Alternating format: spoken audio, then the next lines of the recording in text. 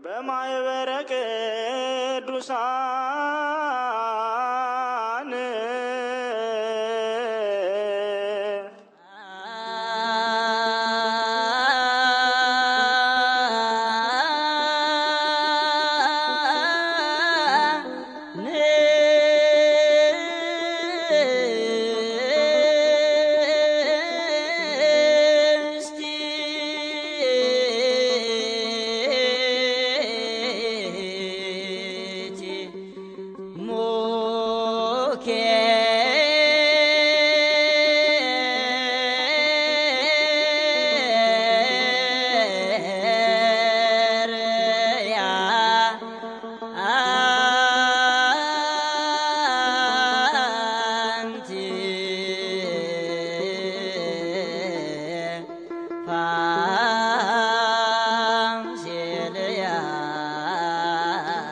የክርስቶስ ነገረ መስቀል ሲነገር አይምሮ ይጨነቃል።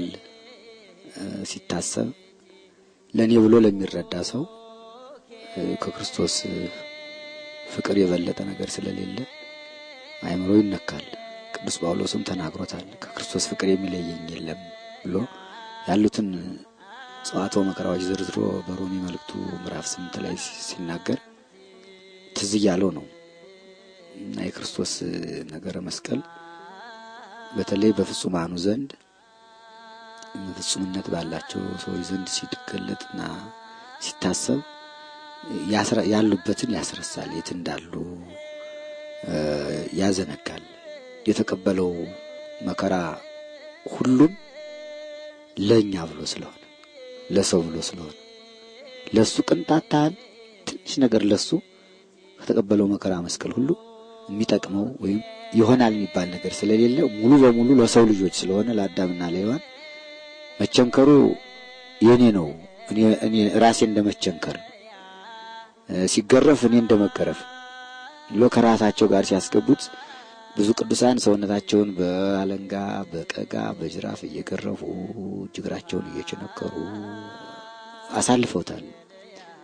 እና አቡነ ተክለ ሃይማኖት ጦር በፊት በኋላ በቀኝ መግራ ዘርግተው ሌሎችም ቅዱሳን አበው እና ነገረ መስቀሉ ከሊቶስጥራ እስከ ቀራንዮ ድረስ ያሉት የ14 ምዕራፎች ጸዋትወ መከራዎች ሲታሰቡ ኢየሩሳሌም ላይ በዕለተ ዓርብ በዕለተ ስቅለት የተደረገው ነገር ሰማይንም ምድርንም ያስጨነቀ ሰማይንም ምድርንም ያሳዘነ ፀሐይ ጨረቃ ከዋክብትን ያሳዘነ ማቅ ያስለበሰ ምድር የያዘቻቸውን ተሸከመቻቸውን ፍጥረታት ለመሸከም አልችል ብላ ስትንቀጠቀጥ መቃብራት ተከፍተው አይባን ተፈትተው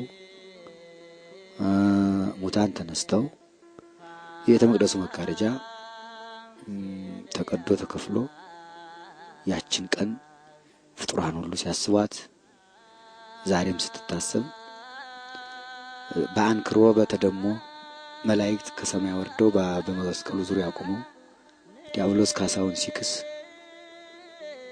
በጌታ ላይ የፈጸመው ግፍ በይሁዳ አድሮ ሲያሸጠው በይሁዳ አድሮ ሲያዘልፈው ሲያስቸነክረው ሲያስደበድበው የዋለውን ሁሉ የመድኃኔ ዓለም ትዕግስቱ ያን ሁሉ ጸዋትወ መከራ ታግሶ ሲቀበል ያደረገው የከፈለው መስዋዕትነት ከሊና በላይ ነው። እንኳን ለመናገር ለማሰብ ይከብዳል። ለማሰብ ሲታሰብ በአይነ ሊና ሲታሰብ ይከብዳል። እና ከጲላጦስ አደባባይ ጀምሮ ታስሮበት ያደረው የፍልፍል አለት ወንበዴዎች የሚታሰሩበት ከፍተኛ ወንጀል የሰሩ ወንበዴዎች የሚታሰሩበት ነው። እዚያ ውስጥ ወዲያ ወዲህ የማያሰኝ ነው። እረኛውን ገድለዋለሁ መንጋዎቹ ይበተናሉ ብሎ ኤርምያስ የተናገረው ትንቢት ሐዋርያት ሲበተኑ እሱ ሲታሰር ኤርምያስ ከታሰረበት እስር ቤት ነው ጌታ የታሰረ ትንቢተ ነቢያትን ለመፈጸም እዚያ ታስሮ ሲያድር ውስጡ ሲገቡ ጨለማ ነው ገደሉ። በጣም ሲያስቡት ከህሊና በላይ ነው። እኔ በተለይ እዚያ ኢየሩሳሌም ያንን ሳየው በጣም ነበር የሚያስጨንቀኝ፣ በጣም ነው የሚያሳዝነኝ። ሁሉ በእጁ የተያዘ ሲሆን ሁሉም ማድረግ ሲችል ደንጋው የሱ፣ ቤቱ የሱ፣ ሁሉ የሱ ሲሆን ትዕግስቱ እዚያ ታስሮ ሲያድር ሰዓቱን የእስረኞቹን የነ ጲላጦስን የዳኞቹን ፍርድ ያለምንም ኃጢአት ተቀብሎ በቃኝ ልውጣ ሳይል እንዴት አክብሮ እንዳደረ ሲታይ በጣም ያሳዝናል።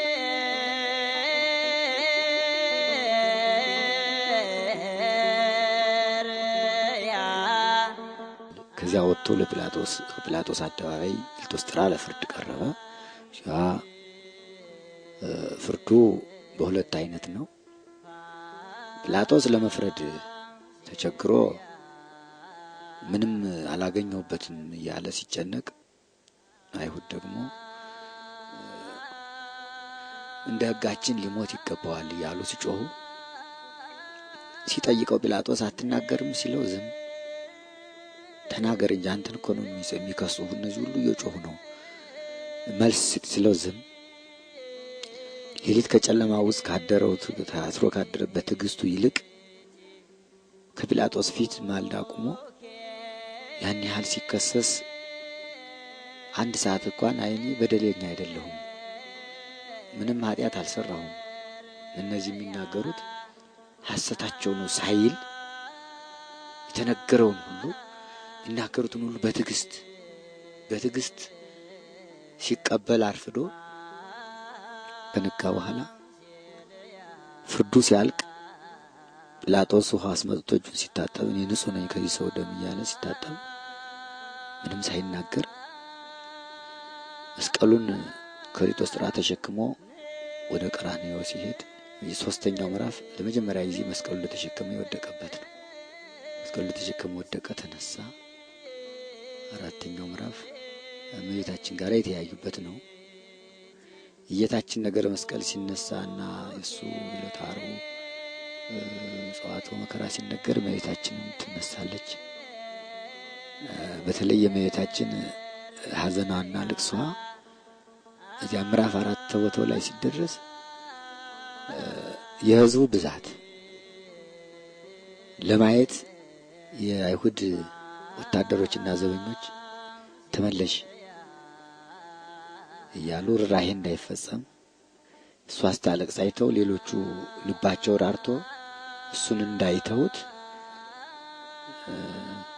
እሷን መመለስ ነበር አማራጫቸው።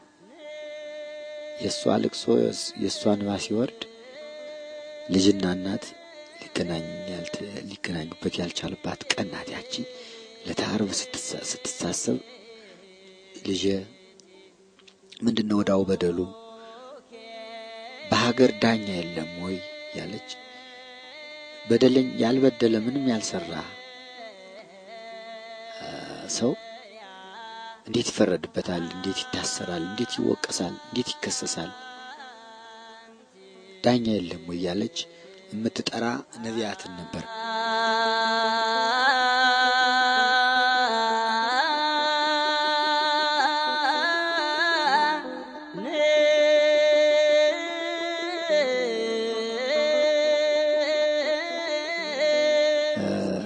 አምስተኛው የጲላጦስ ሚስት ቤት ነው። መስቀሉን ከሊጦስጥራ ተሸክሞ ወደ ቀራንዮ በሚሄድበት ጊዜ እነ ጲላጦስ መኖሪያ ቤታቸው መንገዱ ዳር ነውና እሱ መስቀል ተሸክሞ በመካከል ላይ እየወደቀ እየተነሳ ሲሄድ አይታ ምንድነው ብላ ስትጠይቅ የናዝሬቱ ኢየሱስ ክርስቶስ ተፈርዶበት ሊሰቀል መስቀሉን ተሸክሞ እየሄደ ነው ብለው ሲነግሯት እሷ በዚያች ሌሊትም እሷ በእሳት አለንጋ ስትገረፍ ጲላጦስ በአንገቱ ዘንዶ ሲጠመጠበት ራእይ አይታ ሶስቱ ልጆቿ ተናግረው የሚያውቁት ለዚያ ባልሽ ወዮለት ንጹሕ ደም ለሚያስፈስስ ብለው ነግረዋት ልካበት ነበርና ያንን አይታ አምስተኛው ምዕራፍ ደጃፏ ላይ መስቀሉን እንደተሸከመ ሲወድቅ ዳ የሚያነሳው በሌለበት ጊዜ አንስታ ቅፍ አድርጋ ደሙ እየፈሰሰ ወዙ እየፈሰሰ ቤቷ ከሳጥን ያስቀመጠችውን አዲስ ልብስ ወስዳ ላውን ወይም ወዙን በልብሷ አጥርጋ አድርጋ ደሙና ወዙ እየፈሰሰ ከልብሷ ላይ እንዳለ ተቀርጾ ስዕል ሆኖ የመጀመሪያው የሐዲስ ስዕል ለሷ ነው የተቀረጸላት። ለጲላጦስ ባለቤት አብሮቅላ ትባላለች።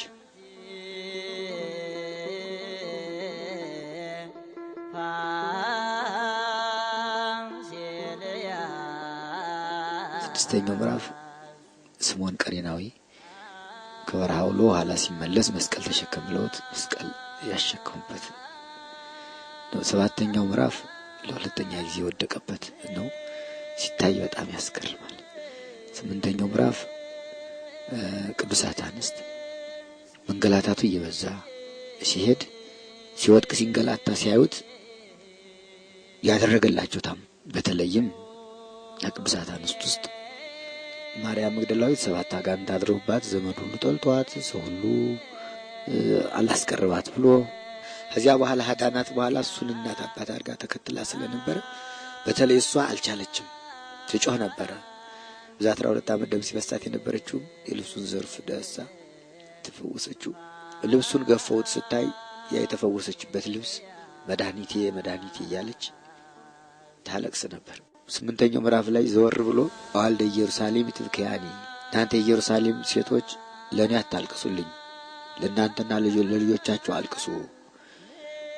ዘመን ይመጣል ያልወለዱ መካኖች ያላጠቡ ጡቶች ኑዳን ክቡራን ናቸው የሚልበት ዘመን ስለሚመጣ በእኔ እንዲህ ያደረጉ በእናንተ መከራ ይመጣባቸዋልና ለራሳቸው አልቅሱ ብሎ አቅማቸው በላይ ሆኖ የሚያዝኑትን የሚያለቅሱትን ቅዱሳት አንስትን ያጽናናበት ምዕራፍ ነው። ስምንተኛው ምዕራፍ ምክንያቱም ቸር አምላክ ስለሆነ እኛን ለማዳን ስለሆነ ያን መስቀል ተሸክሞ የሚሄድ ያን ጊዜ እንኳን ያን ያህል መከራ እየተቀበለ ሐዘንተኞቹን ችግረኞቹን የሚያለቅሱትን ቸል አላላቸው።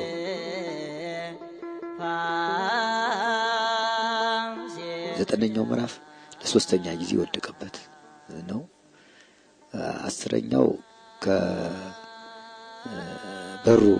ወደ ቀራንዮ ሊገባ ዛሬ ኢትዮጵያ ርስት ለንግሥት ሳባ ሰሎሞን የሰጣት እዚያ ላይ የወረደበት ነው። 11ኛው ቀራንዮ ደረሰ። መስቀሉን አወርዶ ረፍት አላገኘም። ልብሱን ዕጣ የተጣጣሉበት 11ኛው ምዕራፍ ነው።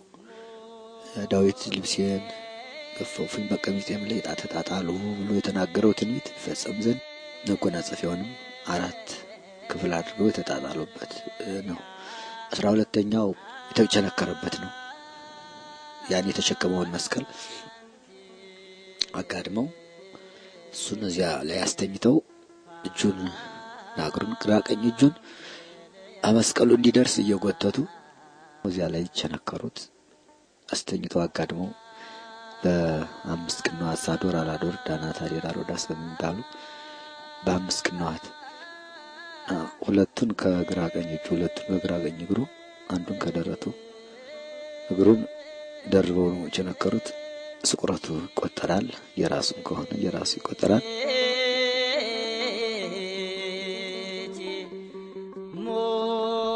13ኛው ምዕራፍ ስቅላቱ ነው። እዚያ በኋላ መስቀሉን አቆሙት ቀራንዮ ላይ። መስቀሉ ተነስቶ በቆመበት ጊዜ 6 ሰዓት ሲሆን ከልተ ጽርሐ እስከ ቀራንዮ ድረስ ያለው ጸዋትወ መከራ በመስቀል ተካተተ። በዚህ መስቀሉን ብድቅ አድርገው እሱ እንዳለ እንዳይናወጽባቸው ነው በመበቸንከር የቸነከሩት። በዚህ ጊዜ ሰማይ የተጨነቀች በዚህ ሰዓት ነበር። 6 ሰዓት ላይ ፀሐይም ለማየት ለማሳየት ብርሃኗን ከለከለች። ጨረቃው እንደመሰለች ከዋክብትም ረገፉ። በዚህ ጊዜ ዓለም በሙሉ በጠቅላላ ጨለማ ሆነ።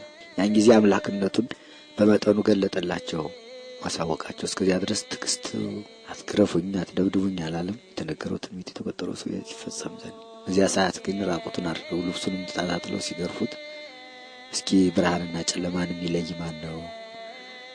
የአይሁድ ንጉሳችሁን ልስቀለው ሲላቸው ጲላጦስ አልብነ ንጉሥ ዘእንበለ ቄሳር ከቄሳር በቀር ሌላ ንጉሥ የለንም ብለው ነበርና መንግስቱን ገለጠ። ያን ጊዜ በስድስት ሰዓት ፀሐይና ጨረቃ ፀሐይ ጨለማ ስትሆን ዓለም ጨለማ ሆነ። አይሁድም እጃቸው እንዳለ በኃጢአት ውስጥ በጨለማ ውስጥ በገሃነም ትኖራላችሁ ሲል ንስሐ ካልገባችሁ ጨለማ ውስጥ ትኖራላችሁ ሲል በቁማቸው በስጋቸው ጨለማ አመጣ። ምስጢርም ነው። ምስጢር ስጋው ደግሞ ነው።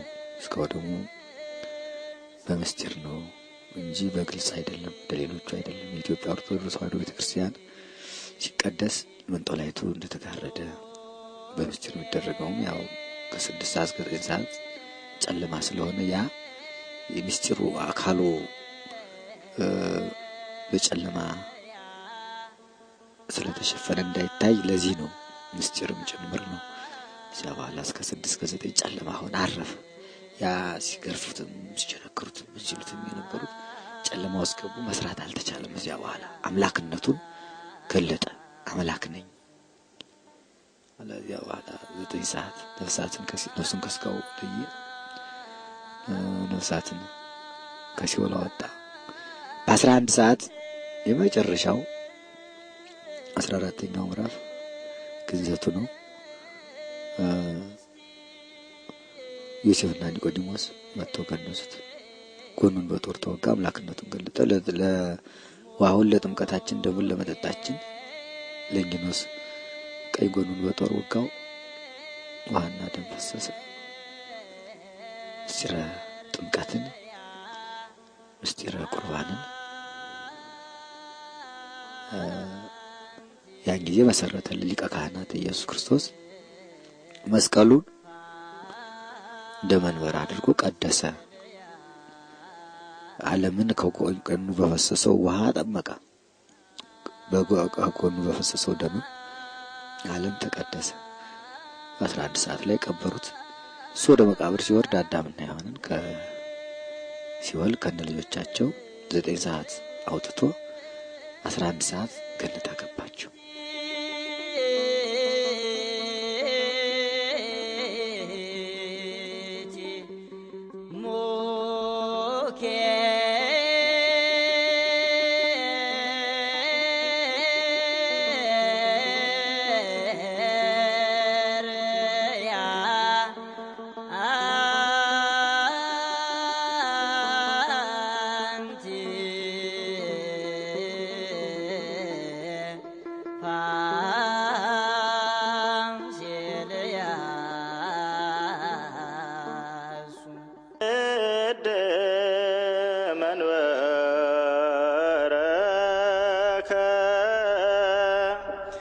ይገንያ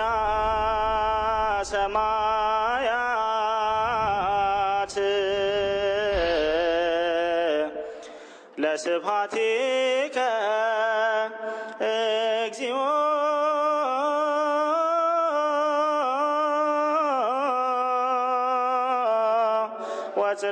ወጽድቀከኒ በማኅበረ ቅዱሳን